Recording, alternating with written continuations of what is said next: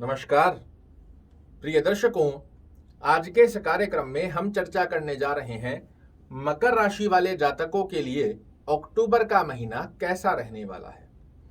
फलादेश प्रारंभ करने से पहले आपको बता दूं, यह महीना आपके लिए बहुत ही विशेष रहेगा।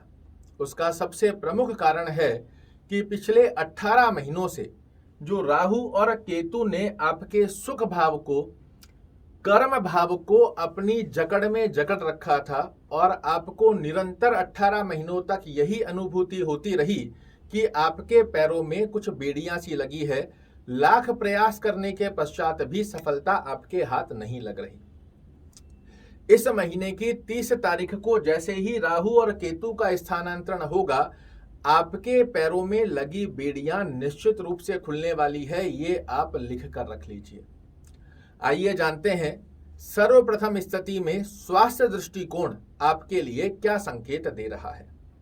आपके लग्न के स्वामी होते हैं शनि महाराज, द्वितीय भाव में अपनी ही राशि में बने हुए हैं और वक्र गति से आपको लग्न का फल दे रहे हैं। ऐसी स्थिति में आपका स्वास्थ्य दृष्टिकोण बड़ा ही पुष्ट रहने वाला है अक्टूबर के महीने में। हाँ, यहाँ एक अवस्था आपको अवश्य ध्यान रखनी है।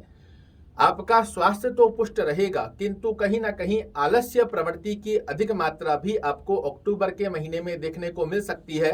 जहां आप अपने कार्यों को टालते हुए पाए जाएं तो इससे थोड़ा सा दूर रहिएगा। आलस्य प्रवृत्ति को यदि आप टालते हैं, स्वास्थ्य दृष्टिकोण आपके लिए बेहद सुंदर रहने वाला है।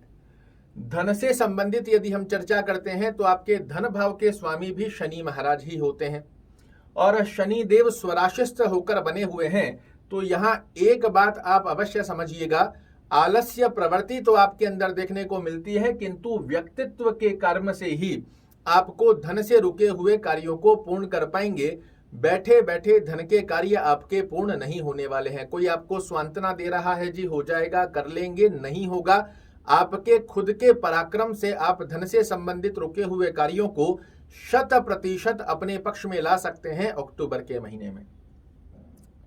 बात करें यदि कर्म दृष्टिकोण की स्थिति क्या संकेत दे रही है, तो आपके कर्म भाव के स्वामी शुक्र महाराज अष्टम भाव में संचरण कर रहे हैं। यह एक संकेत है कि आपके जो भी कार्य हैं, चाहे आप व्यवसाय कर रहे हैं, चाहे जॉब कर रहे हैं, आपको बहुत अधिक मेहनत करने का ये महीना रहने वाला है।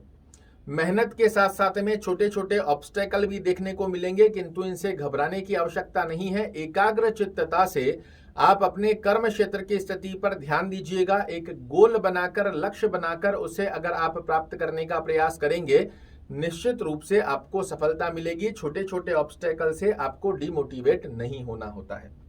बात करें यदि भाग्य दृष्टिकोण की स्थिति क्या संकेत दे रही है, तो आपके भाग्य भाव के स्वामी बुध महाराज स्वराशिस्थ होकर बैठे हैं।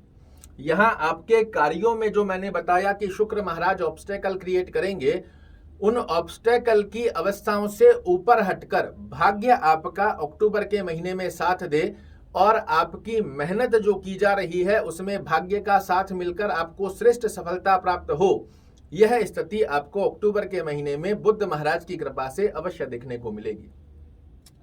बात करें यदि विद्या दृष्टिकोण की स्थिति क्या संकेत दे रही है, तो आपके विद्या भाव के स्वामी भी शुक्र महाराज होते हैं, अष्टम भाव में संचरण कर रहे हैं। हायर एजुकेशन, गूढ़ रहस्य की स्थितियों को जो बालक अपने पक्ष में लाना चाह रहे हैं, उनके लिए बहुत अच्छी अवस्था है, किंतु साथ साथ में ही हो सकता है आप अपनी विद्या पर से कहीं ना कहीं कंसंट्रेशन पावर की स्थिति को भंग होते हुए देखें। मित्र गणों के साथ खेलने कूदने में, घूमने फिरने में, मौज मस्ती करने में आपका समय और रुचि अधिक देखने को मिले। इस स्थिति से आपको थोड़ा सावधान होना आवश्यक रहेगा, अन्यथा विद्यार्थियों के लिए कहीं ना कहीं ये महीना आपको थोड़ा पीछे ले जाकर खड़ा कर सकता है। तो थोड़ी सावधानी और एकाग्र चित्तता से अपना नियम बनाकर विद्या को प्राप्त करेंगे, अच्छी सफलता का योग प्राप्त होगा।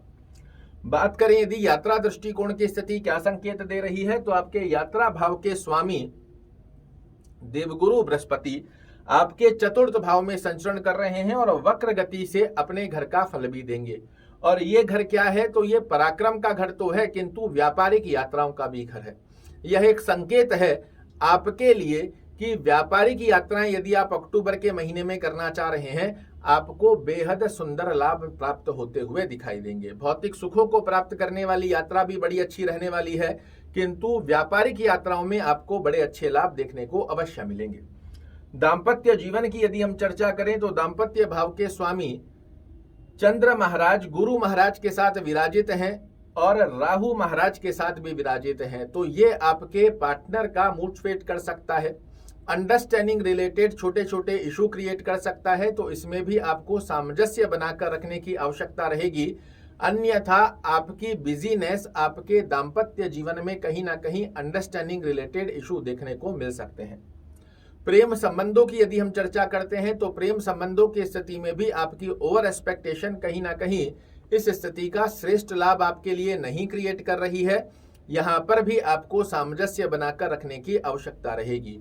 तो यहाँ आपको दो ग्रह सबसे श्रेष्ठ फल देने की स्थिति बनाते हैं, एक है शनि महाराज, दूसरे हैं बुध महाराज, और 3 अक्टूबर से मंगल महाराज आपके कर्म भाव में प्रवेश करने जा रहे हैं, तो ये भी एक बड़ी अच्छी स्थिति आपके लिए निर्मित होती है।